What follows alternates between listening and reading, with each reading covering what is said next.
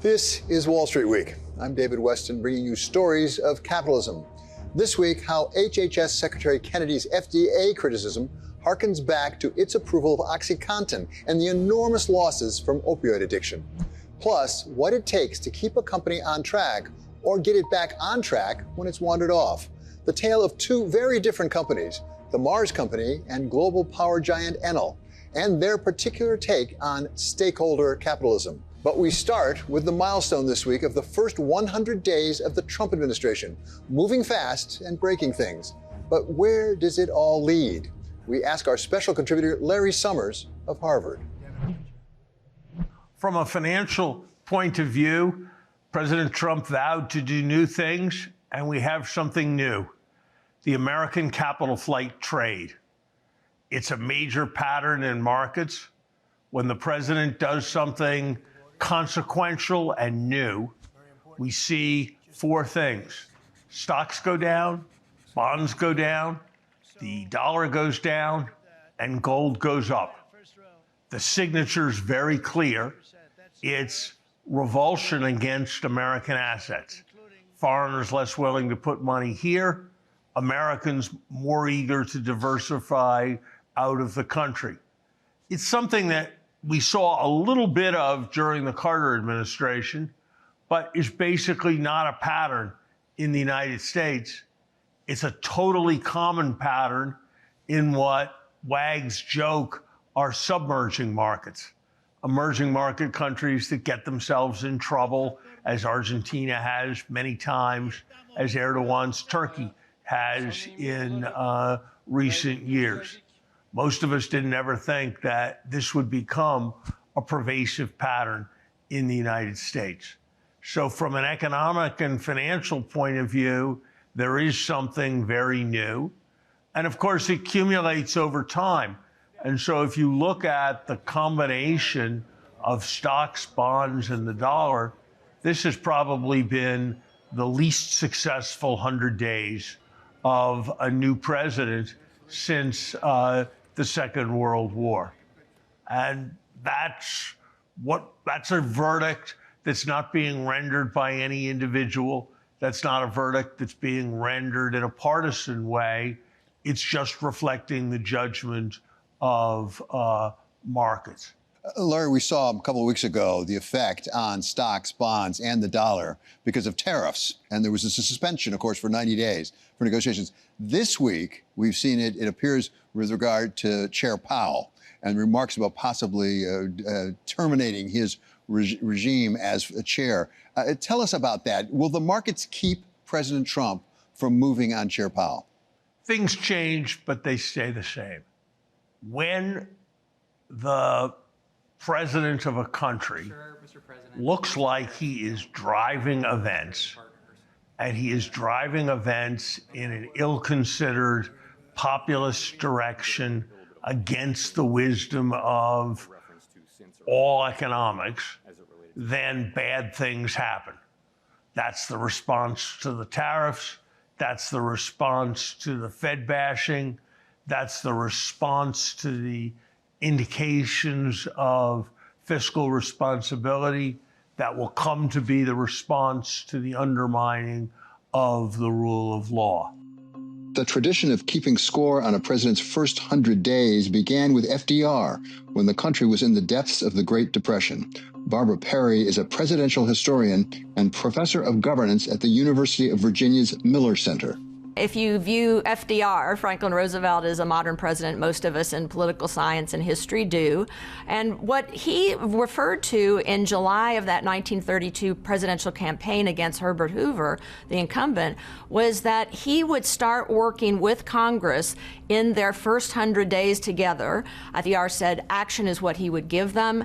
And so he, up till I would say now, under the second Trump administration, was viewed as having the most activist and the most successful administration in the first 100 days, passing through Congress 15 pieces of New Deal legislation. So first thing that FDR did was go on radio and give his first fireside address, which is also part of that 100 days, to calm the people people to say, here's how banking works, here's what I'm going to do, here's the legislation I will pass through Congress to regulate that, and then I will also have regulations for business and housing and farming to try to lift us out of this Great Depression. So he not only starts the concept of those first 100 days and judging, particularly by legislation that's passed, what is successful, what's not in a first 100 days. And then we end up applying that to all first 100 days of the rest of the presidents up till now. I'm struck, Barbara, by the fact that it was a focus on legislation, a 100-day agenda to work with Congress. I'm not sure how much that is left anymore. It seems like the president's doing much more on his own because they've been mailed so far. Has that been a gradual shift, or was it more abrupt? I think that the current administration has had an abrupt change in the substance of these executive orders, and by the way, has surpassed FDR, who signed 99 executive orders in his first 100 days, and even up to getting to the first 100 days for this second Trump administration, he had signed 99 to 100 already. So by the time we get to the official 100-day mark for Trump, there will be well over 100 executive orders signed. Looking back through history, with that benefit, what were the most consequential first 100 days? Obviously 1933 that you mentioned with FDR. Which other ones were particularly consequential as we look back on it?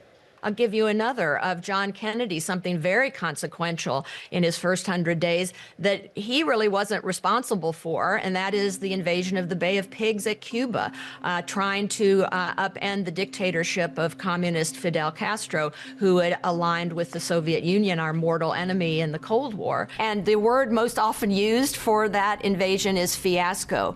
But something that's important to remember as well, as some political scientists, historians say about the first 100 days, is what style of president and presidency does this president portray? And in the case of Kennedy, he went before the public, he went before the press, and he said, after the Bay of Pigs, I will do a study, I will have an expert panel to see what went wrong here.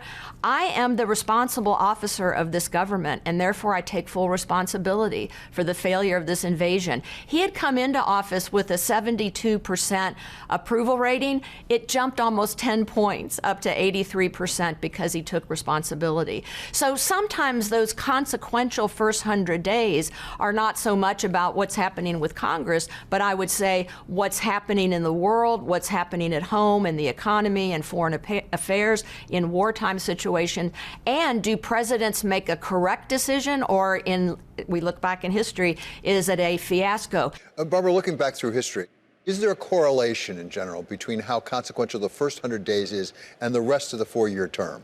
I mean, they might make mistakes, might not make mistakes. Style, as you said, certainly we learn from. But in general, if it's consequential for the first 100 days, does that mean something for the rest, or can it be very different? Well, let's take FDR and also a president before this modern concept of 100 days, the first 100 days, and I'll take Lincoln and even George Washington. They are always listed by scholars, political scientists, historians as the greatest presidents of the United States. If you have a good first 100 days, it's very unusual to have then an absolutely catastrophic presidency. I would say in the case of Donald Trump's second first 100 days, and as most people know who study history, he's only the second president to have a second non-consecutive term. He's off to a consequential start in disruption and somewhat chaos, both in how the government is perceived by the people, but also how the United States is perceived abroad, particularly with issues of tariffs and alliances and NATO, et cetera. So we don't know if this will portend a successful presidency or if this disruption and chaos of the government and of our standing in the world could lead to failure. We'll have to wait and see. Coming up, the Trump administration has made combating the opioid epidemic a priority. But knowing how to fix it may mean going back to what created it in the first place. The role of the FDA in the crisis and what Secretary Kennedy can do to make sure it doesn't happen again. This is a story about regulation. Not too much of it, but instead too little, and when it matters most. The new Secretary of Health and Human Services, Robert F. Kennedy Jr., has accused the Food and Drug Administration of being too cozy with the pharmaceutical industry. Don't you want a president who's going to end the corruption at the federal agencies, at FDA? In a closed-door staff meeting this month, Secretary Kennedy called the FDA a sock puppet, echoing his claim that the agency's been captured by the industry it's supposed to regulate. Look, these are the companies that gave us the opioid epidemic. They pressured FDA to lie, and they got their way. A report in Bloomberg Business Week examines how the FDA violated its own rules in greenlighting broad marketing of opioid painkillers, sparking the epidemic, leading to years of litigation, and ending in Purdue Pharma's $7.4 billion bankruptcy plan. Dr. Andrew Kolodny of Brandeis University is medical director for the Opioid Policy Research Collaborative. If you think about FDA's failure with regard to opioids, it's probably the worst regulatory failure leading to a public health catastrophe in history. Since 1999, opioid overdoses have claimed over 800,000 American lives. Fentanyl makes headlines now, but the addiction crisis began when FDA approvals led the way to aggressive prescribing for chronic pain. Patients still pay the price. 1 in 32 on long-term high-dose opioids loses their life within 2.5 years, and nearly 5 million are addicted, many just following the doctor's orders. Estimates of economic loss rise to $2.7 trillion in 2023 alone. The FDA, if it had been following the law, it would have required Purdue to demonstrate that OxyContin was safe and effective for long-term use.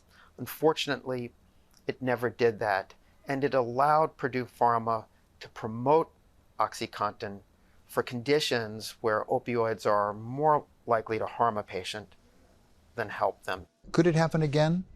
It absolutely can happen again, and it's been happening.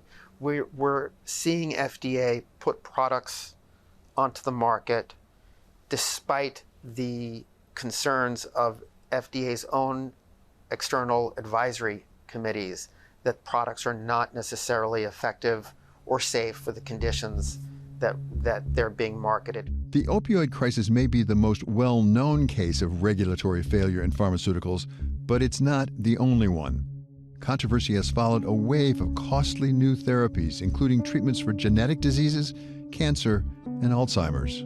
Because we haven't tried to study or learn from this mistake, we're ready for the next public health crisis to result from improper marketing of a drug that's not safe and effective. To understand how we got here, it helps to look at the climate at the FDA in the 1980s, a time when AIDS activists and palliative care doctors began pushing for faster drug approvals. We are simply asking the FDA to do it quicker. In the fight for the FDA to release all possible treatments. Frank Vacci reviewed opioid applications at the FDA back then, including Purdue's first new opioid, MS-Contin. People are going to be on this drug for some time, basically until they died. He says Purdue exploited that political moment, bypassing FDA directives and launching their opioid without submitting clinical data. When the company came in and told us what they had done, that they actually marketed this product, I was shocked. I was actually startled that there is a pathway to do this, and they completely ignored it. And they ignored it with a certain amount of arrogance also. I mean, they actually told us they weren't going to take the drug off the market. To take the product off the market, which the FDA could have done, would have made FDA the bad guy here, that they're essentially denying pain control to people who are dying. They had the FDA over a barrel. Emotion trumped standards, and the firm persuaded the agency to defer its plans for action on humanitarian grounds. Purdue was permitted to make a late application for what it was already doing. That late application was exceedingly weak. There was nothing in there that actually substantiated the duration of effectiveness. The usual regulatory and scientific requirements need not apply. I thought the MS-Contin issue was set a bad precedent, frankly, that companies could then do very little or nothing at all and then marketed opioid products. Once precedent is set, then you have a hard time reversing it. The next opioid on Vachi's desk, a fentanyl patch called Duragesic, was rejected under the standard. The studies failed, but higher-ups created a new fast-track division and sent the application to a reviewer named Curtis Wright, who approved it. Richard Doblin, president of the Multidisciplinary Association for Psychedelic Studies, got to know Wright in the 1990s. And what I got to understand about Curtis is that he was, when I worked with him, very focused on unmet medical need, and that he was not as focused on all of the bureaucratic niceties, you could say, that the law required for these two double-blind, placebo-controlled studies to approve drugs. At the time, Doblin was researching the division, called the Pilot Drug Evaluation Staff, for his Harvard doctorate, interviewing officials and spending time inside the agency. He says Wright was handed a, quote, license to kill bureaucracy. So he was a bit of a maverick, a bit of a cowboy, and so he was willing to move things forward through the FDA regulatory system in ways that some of the old guard were not that happy with. And some of those decisions turned into disasters. What he did with opiates was a bit reckless, and this was this experiment to try to see what would be the outcomes if they remove layers of review. In a pledge to both chronic pain patients and the drug industry, Wright told a conference in 1993 his narcotics team would do everything that is humanly possible to make it as easy as possible to get these products to market. He was already working with Purdue on OxyContin.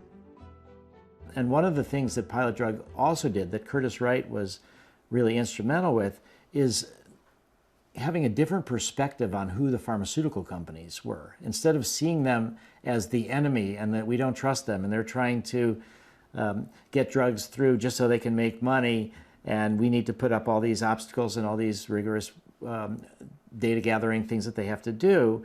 One of the key innovations, I would say, that has lasted, that Pilot Drug put into place, was to see a partnership between the regulators and the industry. Purdue worked closely with Wright, according to a Justice Department investigation. The drug maker behind OxyContin rented a room nearby and spent days helping him write reviews of the clinical study reports and the integrated summaries of efficacy and safety. Meanwhile, the old guard at FDA had been raising concerns. They said the pilot division lacked objectivity, ignored regulations, and wasn't scientifically rigorous. The agency shut down the division, but OxyContin was already moving toward approval. A year after Wright left the FDA, Purdue hired him. The opioid epidemic happened because the Food and Drug Administration dropped the regulatory standards necessary to approve drugs. And with that, put opioids on the market labeled for chronic high dose when they were never effective. Edwin Thompson is president of PMRS, a drug manufacturer based outside Philadelphia. Whether a drug's effective or not isn't a matter of opinion. It is a matter of data. And if you don't have substantial evidence of efficacy, if you don't have adequate and well-controlled trials with statistical evidence, the drug's not effective. It's just that simple. Thompson began his career in opioids at Johnson & Johnson back in the 1970s. In the 90s, he dealt with the FDA's pilot drug division, where, he says, he first saw politics start to outweigh science. In his view, it happened with OxyContin and is still happening today. There are patient populations and diseases that are unsuitably treated, without question. We all accept that. But approving and labeling drugs as being effective for that patient population, when there's no data to support it, there's no substantial evidence of efficacy to support it, does more harm than good. It's really wrong. And you can see the consequences. The harm of this epidemic over 30 years is overwhelming. The greatest epidemic that America has ever seen. Is the basic problem that we have at the FDA the law, what the law says, or how the law is being enforced? The problem is how the law is being enforced. We have a good law. The failure here was not a failure of the law. The law is good. The law requires well-controlled trials that demonstrate safety and efficacy. The problem here was that the FDA did not enforce that law. The system works. It doesn't have to be bureaucratic, but it's got to be applied, and it's got to be applied scientifically and without bias, and it has to be applied with real methodology as well. And so there were a number of breakdowns in the opioid approval process, starting back with MS Cotton and how the drug ever got approved and when it shouldn't have, right on up to OxyContin and even immediate release oxycodone. Those approvals defy explanation at the FDA. They're just a series of compounded mistakes on compounded mistakes, and there was no one to be able to step in and to stop them from going forward, and certainly to reverse them as well. And so where we are today is we haven't made any progress in stopping the opioid epidemic, and we've not made any progress in stopping to approve ineffective drugs at the Food and Drug Administration. Thompson believes that the continuing FDA mistakes lead to a cost, not only in drugs and treatments being approved that should not be, but also in what it does to discourage real innovation. So when you have ineffective drugs being approved, you have a political environment taking place instead of a scientific environment. The scientific environment, the scientific risk, we can manage. We understand very clearly the scientific risk and how to evaluate it. But when you compound them with political risk that we can't measure, then you thwart drug development, you thwart innovation, you significantly put it in the hands of very few people who can even play that game. Make America healthy again. So, if HHS Secretary Kennedy wants to address the problem he sees in the FDA being too beholden to pharmaceutical companies, perhaps his first action should be going back to make sure it's following the rules and regulations that are already on the books. The Food and Drug Administration needs to go back and use the original statutes that Congress put in place for them. They need to use their own regulations, the Code of Federal Regulations, which they wrote but don't practice, and apply them to drug development. If the Food and Drug Administration would follow them, you would see a significant increase in innovative new drugs. You would see a significant reduction in time available for those drugs, and you would see a dramatic reduction in cost of those drugs as well. Up next, every week seems to bring another story of a successful company losing its way. But what about those that don't? Or that, having strayed, find their way back to what made them great to begin with? We look at the Mars Company and Enel, two major global companies, and what they share in the way they do their business. This is a story about heritage, how a company's heritage can help it succeed, return it to success, or put it at risk when it is left behind. Without an absolute reputation for safety and consistency, you simply can't compete. And that's why everybody's worried about Boeing. Boeing is just the most recent and glaring example of a once great company stumbling, in its case by losing its core edge in engineering. I'm an aerospace engineer, and back in the day, I actually worked for Boeing. That's where you went. If you wanted to work on airplanes, you couldn't go anyplace else. You really couldn't. That's not the case today. Ron Epstein is a former Boeing engineer who now covers aerospace and defense for Bank of America. He watched as his former employer lost its way. It's far from the only one, but there are also companies that over many years kept their momentum or even regained it after a stumble or two. IBM turns 114 this year. 114 in the technology industry. Think about companies that have lasted a century in the technology industry. They're hard to find because of the nature of technology. Sam Palmisano spent much of his career at IBM, rising to become chairman and CEO. He attributes IBM's long-term success to a deep commitment to innovation. The Watsons defined it was about the future and about innovation, and that's where you should drive. You should drive innovation. The business school at Yale University has created a program to study what separates the companies that succeed over the long term from those that don't. Some may find the results surprising. They take us back to that notion that has become known as stakeholder capitalism, although many of the CEOs don't find it new at all. We've interviewed more than 175 chief executive officers as to the practice of this concept of stakeholder capitalism. John Iwata spent 35 years at IBM, where he worked closely on innovation and strategy with Sam Palmisano. He is now an executive fellow at the Yale School of Management. One of the things we learned in these interviews is that most of the CEOs felt this wasn't really a departure or anything new.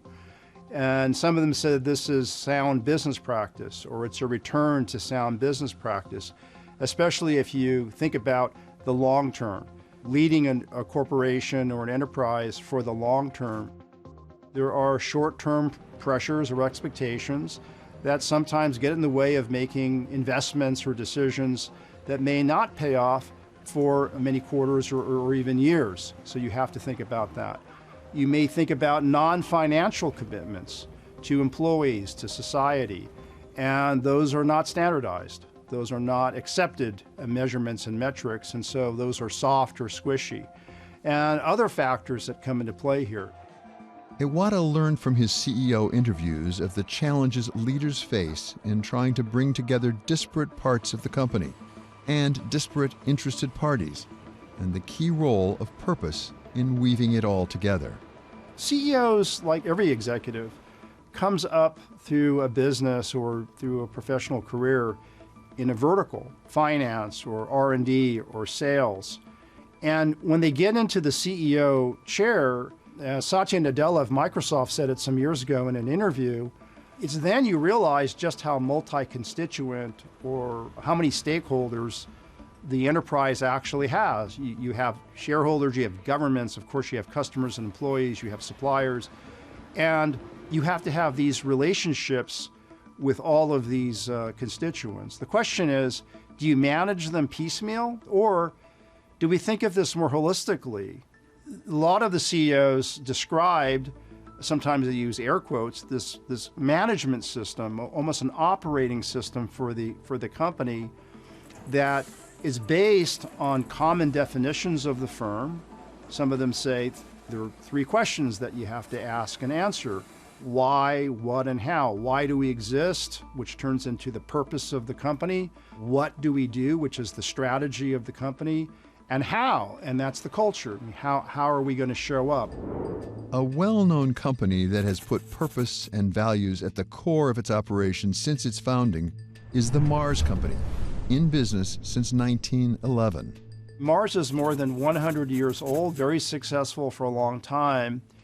And as we began to talk to management at Mars and members of the Mars family, we learned that they were going through what we would refer to as a founding moment. And why? Because for much of Mars history, members of the Mars family led the company and worked in the company. But the reality today and in the future is very few members of the Mars family, perhaps no members of the Mars family, will be in management or even work in the company.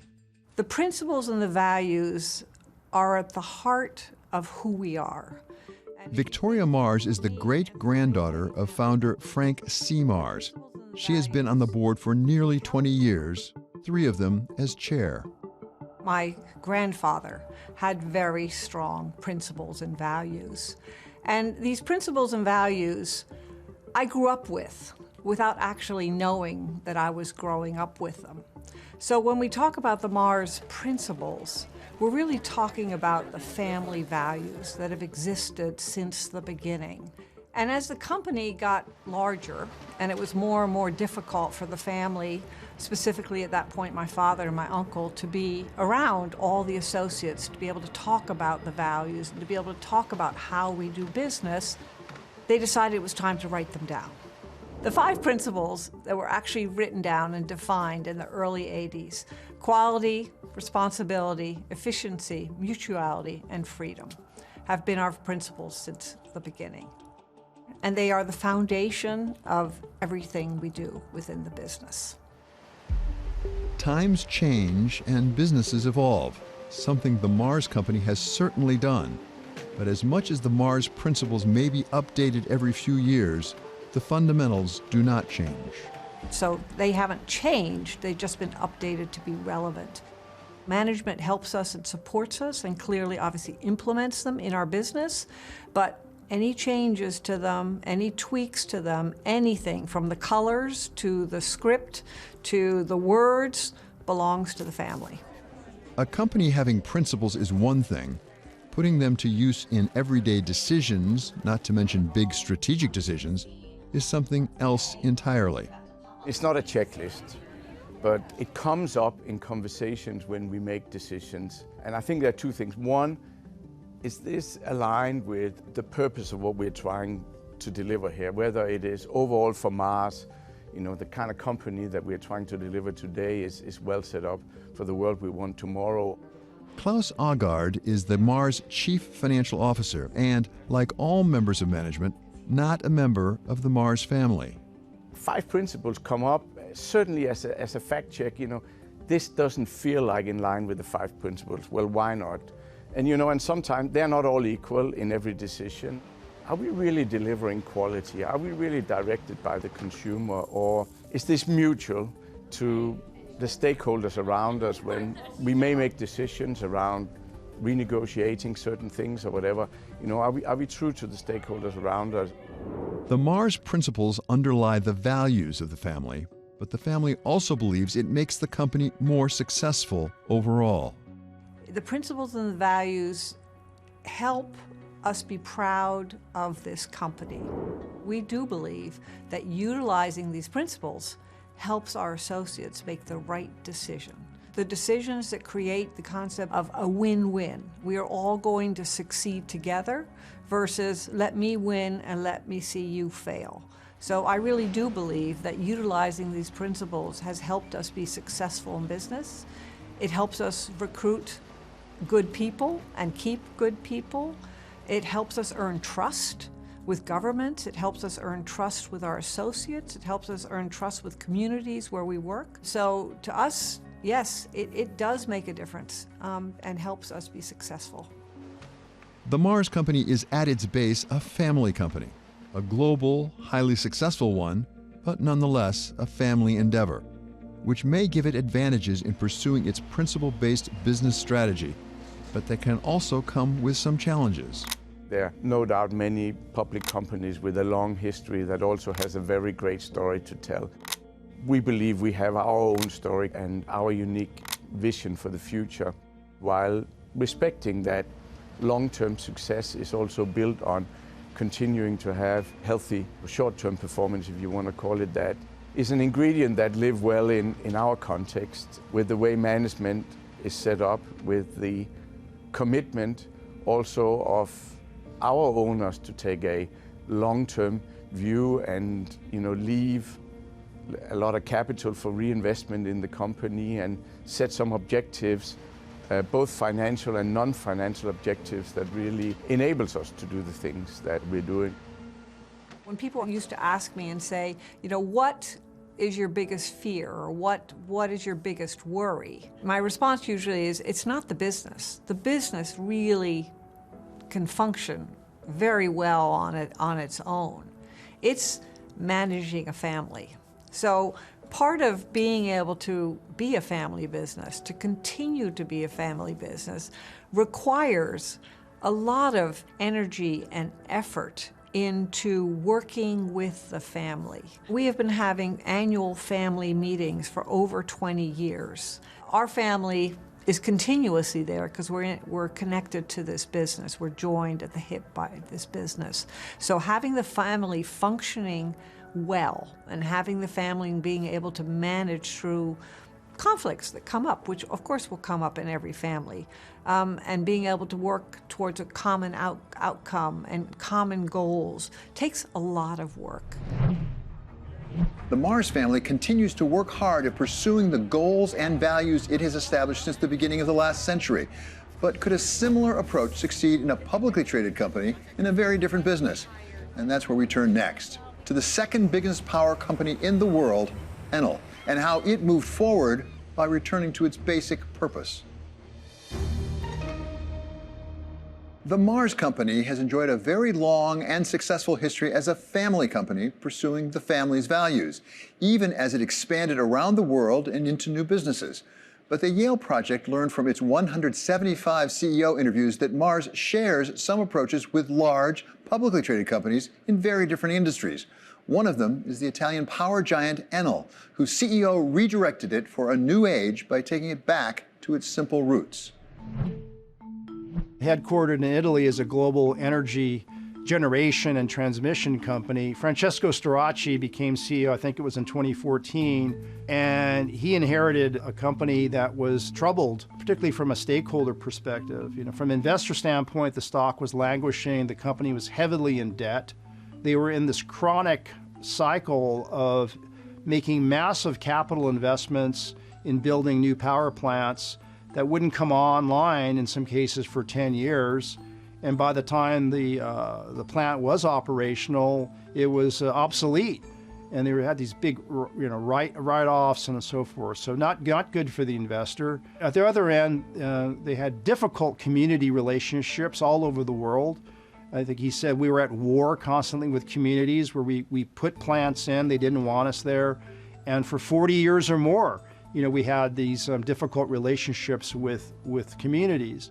Like other CEOs looking to move their companies forward, Starace studied the future of his business, and like so many others, concluded it laid in technological changes in the very business of power. The company was already pretty large. I mean, it was big. And it was heavily indebted because of the expansion we had in the preceding years. It had, let's say, a cash conversion problem. So there was a lot of revenues that didn't really come up with a lot of cash. And growth was a little bit stalling. It was a company that had to deal mostly with managing debt, given the size it had. The issue was we needed to restart growth, but more than that, we needed to, let's say, give clarity about the sustainability of future revenues to the debt markets. That in itself, the size of a debt is a function of the size of the revenues that you can generate to serve the debt. So there was a little bit of an issue at what was the future of the company going to be. So we had to actually decide what was the trajectory of the company, sell it to our shareholders and also to, of course, the whole market in a way that it was understandable, solid, robust enough to withstand potential shocks, and of course, more generative of cash flow, basically. That was the issue we had to deal with. And that clearly had to do with the time and how much time did we have to do that, and also what kind of pockets of value creation we had in the company that we didn't really tap well enough. As you determine the trajectory for growth and for revenue going forward, how did you find the trajectory that you settled upon? Basically, we said, where is the technology going? Because you can ignore technology for a while, it's okay, but at the end of the day, it always catch up with you. So where is the utility sector and the industry that is with it? Where is it going, and what forces are changing these technologies? And we saw at that time, we had seen it before with Enel Green Power, I should say, that there was a major change in the technology of generating electricity, namely that renewables were becoming competitive, had become already by 2014 competitive with thermal generation by and large in many parts of the world. And we were not active enough in that space. And that space was going to be where value was going to be created in a major way in the next few years. So we said, how do we catch this train? How do we jump on it? And what can we do? And was that driven by a revenue stream that you saw out there because of technological change? I think the revolutionary thing about renewables at that time, the people didn't understand. I think we were maybe the first that understood it consciously and not unconsciously. You know, we actually got and studied and really came with the conclusion that shifting our generation from thermal generation to renewables, we would increase double the EBITDA margin, so the amount of money we would make with the same kilowatt hour. And that was a major aha moment, if you want. We said, okay, well, let's do it, because there's no time to be lost here. And to do that, we had to basically completely change our operating model at developing plans and at thinking about generation going forward. For Starace, identifying renewables as the growth opportunity for Enel was the first step. But to get there with the growth it promised required the company to move fast, faster than it had ever done in the past.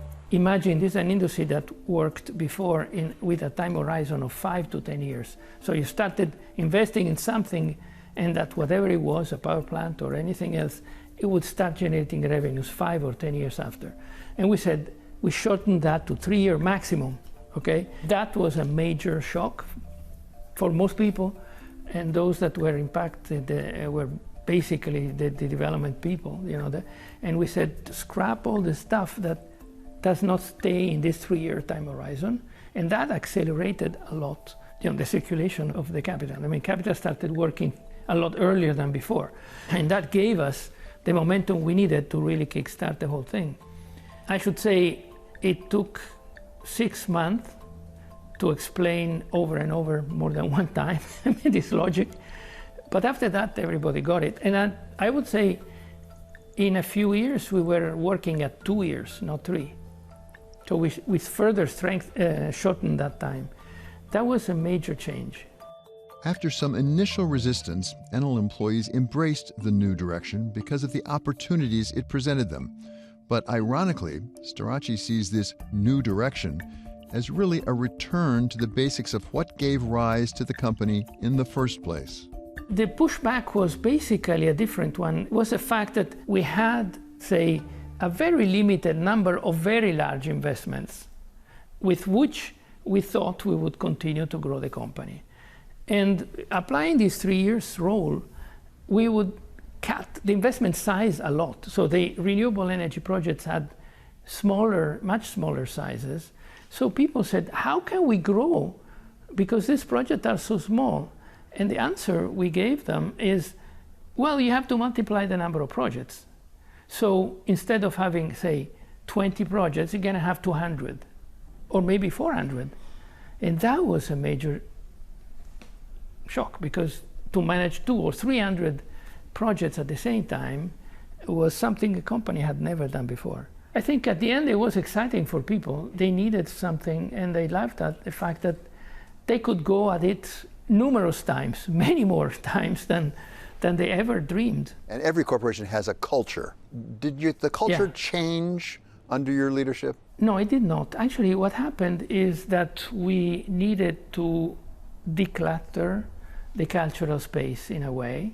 So, you know, utilities have a very deep culture and very simple one. All of them, I mean, they're all the same. You know, the semantics are important. A utility is useful to people. That's why it exists. And most of the utilities were formed in the past to electrify a space that didn't have electricity. So people got pride in bringing light to places that didn't have it. That is the culture of a utility. A utility is useful to people or businesses, but in any way to society. The rest of the stuff that over the decades were thrown at utilities is noise. So what we had to do is declutter all this noise, throw it away and say, guys, we are here for one very simple purpose or not. And everybody agreed to that. And that, I can tell you, was surprisingly identical across geographies. There was zero difference. from Russia to the US, from Latin America to Africa, including Europe, it was exactly the same feedback. Everybody said, that's us, exactly, we want this.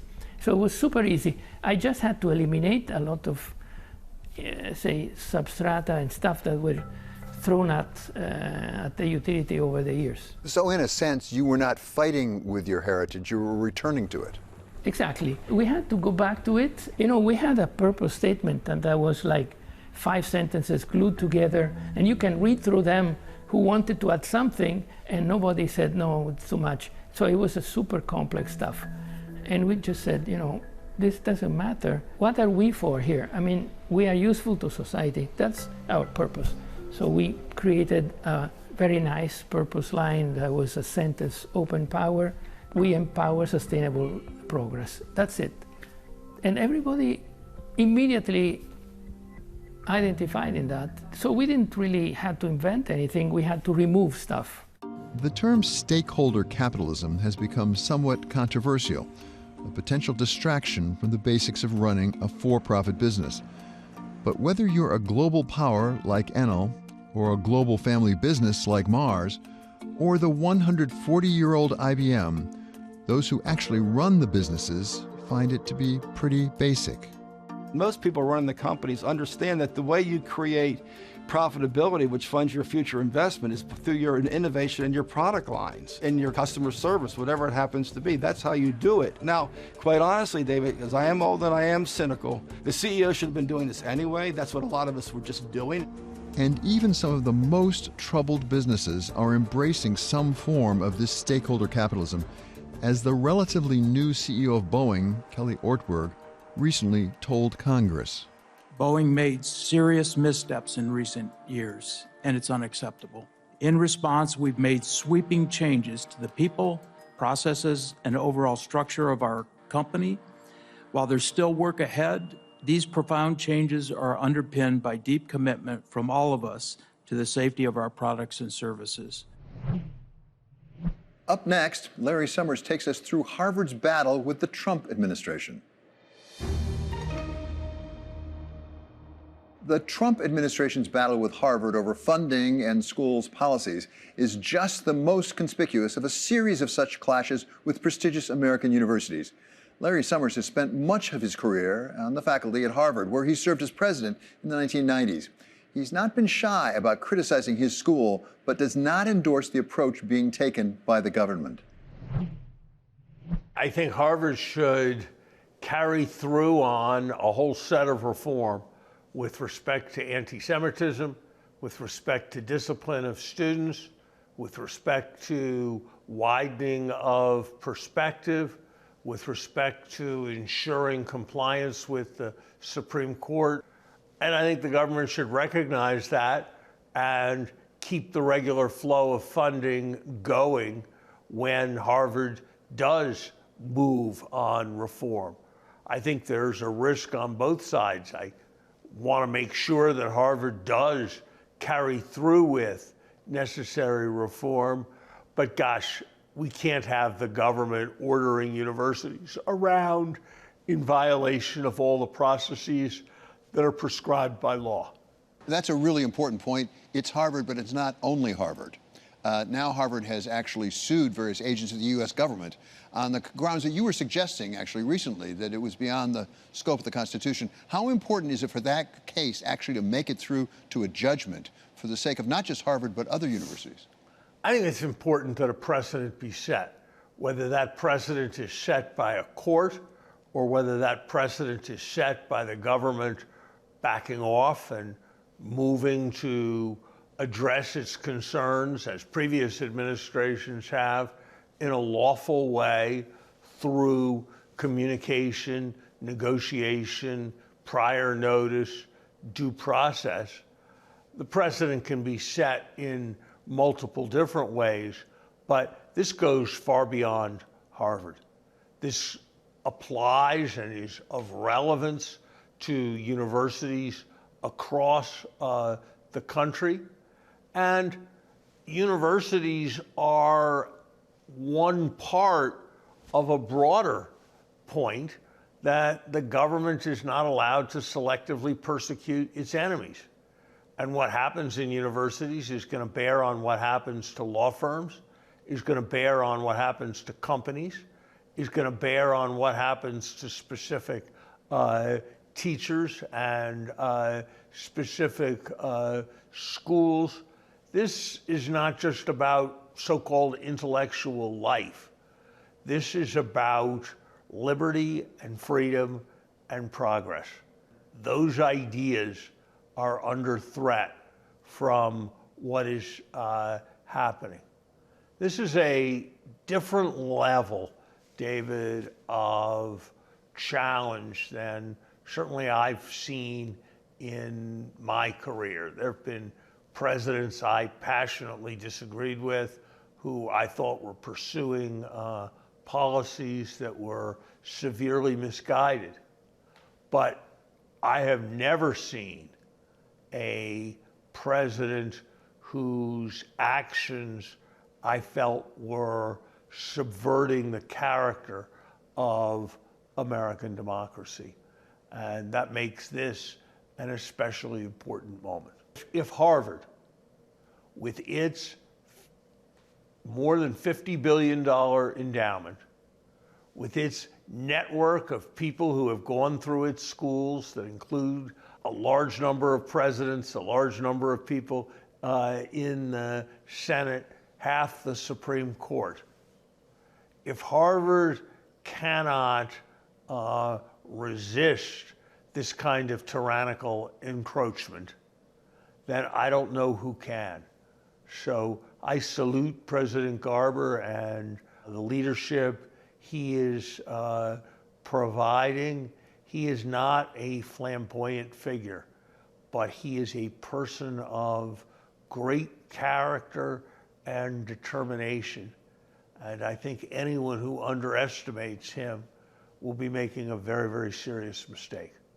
One of the things we're hearing from the president is possible changes with respect to how we collect our taxes. We've had a series of commissioners, as you know. I think we're up to maybe number 5 in 3 months now.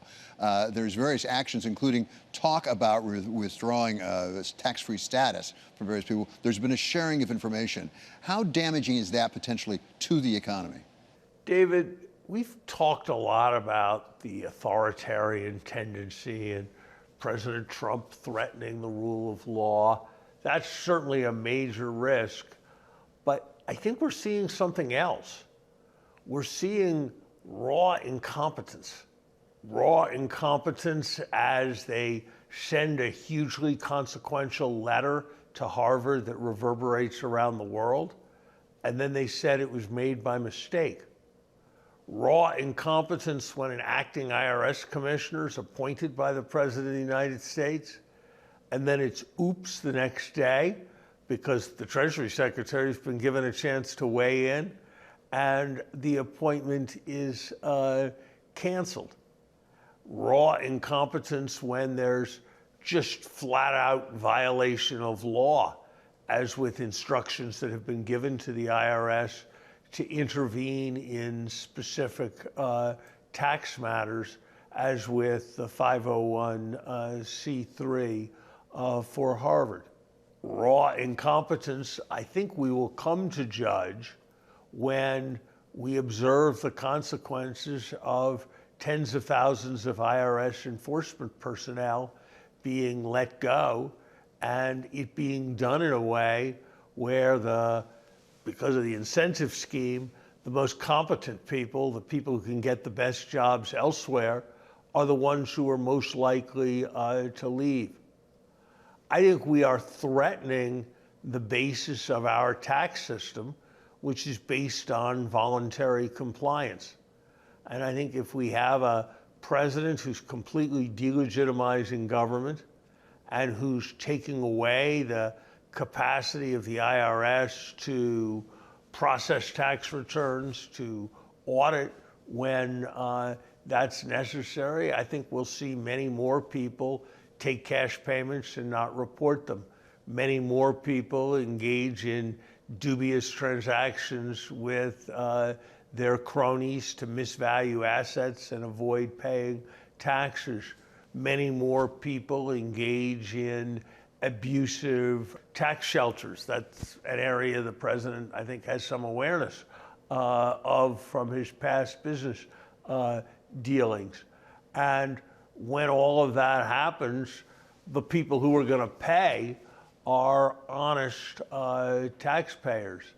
I'm working on this pretty carefully right now with some colleagues. I'd be surprised if we're not on a path to sacrificing more than $1 trillion of revenue over the next decade because of this misguided, wanton attack on the IRS. And that's going to make our fiscal problem worse, or it's going to force us into other kinds of damaging tax increases. It would be much better to do a better job of collecting the taxes that are levied under current law. It would be better not to be driving the economy from above ground to underground in terms of American competitiveness. So I don't think we've seen large consequences yet from all of this, but the risks are very big. That does it for us here at Wall Street Week. I'm David Weston. This is Bloomberg. See you next week for more stories of capitalism.